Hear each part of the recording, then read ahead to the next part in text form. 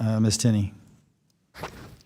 Thank you, Mr. Chairman, and thank you so much to our briefers and for your service to our country in multiple cases for some of you, and everyone who serves in the intelligence community to give the support to everyone that's serving. I fully support President Trump's efforts through your agencies over the last 18 days. We have to emphasize it's only been 18 days. And I think it was a courageous decision. And to the American people, I know many have recited this, but for the past 47 years, Iran has been the world's largest sponsor of terrorism. The Islamic Republic of Iran has operated with impunity. They've destabilized the Middle East, brutalized their own citizens, and have the blood of countless Americans and others on their hands, and now they're paying the price for that despotism. And I want to thank our service members and President Trump in making these difficult and stunning decisions. But it is also stunning what the Iranian people and so many in the Middle East and around the world have suffered from the regime. And I want to point out that in 2022, when Mahsa Amini was killed in the hands of the so-called morality police by the Iranian regime, it spurred, I would say, probably one of the most profound women's rights movements of our time.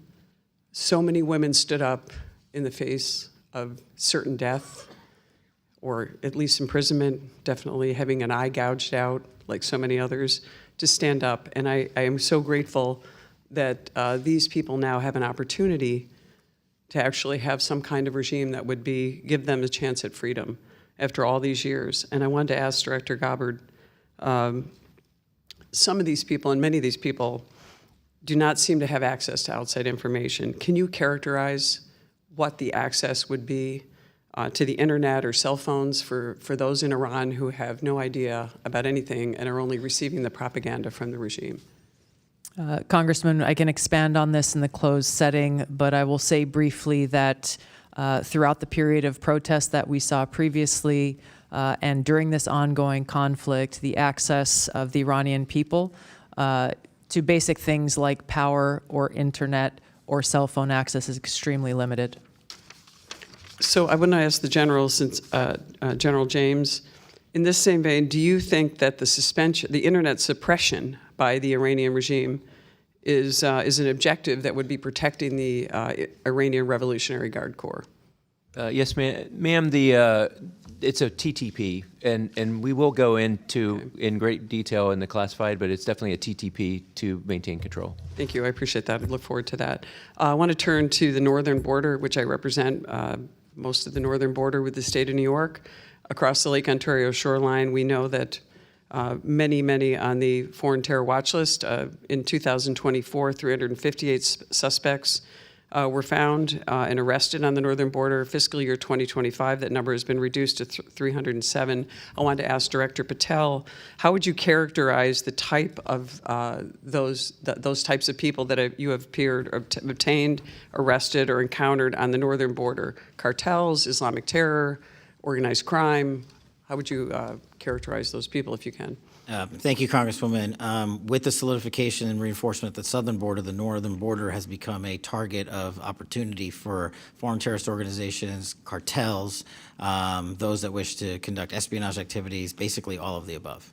How would you characterize the partnership of our Canadian friends to the north and their willingness to stop these individuals, especially in the last year or so? At the FBI, we have engaged with the RCMP and their intel services at levels never seen before to specifically focus on the fentanyl productions north of our border.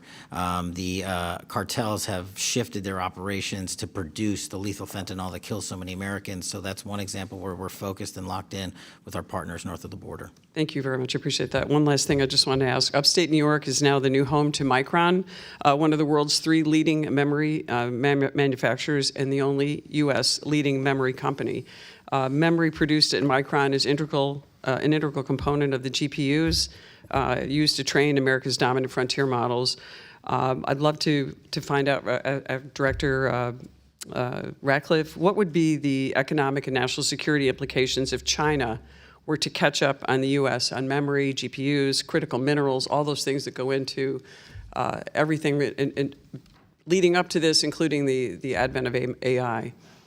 Well, what you've seen, Congresswoman, is that when China can take advantage of things in the supply chain, like critical minerals, they'll do that. This is particularly problematic in the area of all emerging technologies, and AI in particular. Obviously, whoever is dominant in the technology fields in the future will dictate the rules in the international marketplace. It would be devastating if China were ahead of us. Thank you, I appreciate it. I yield back.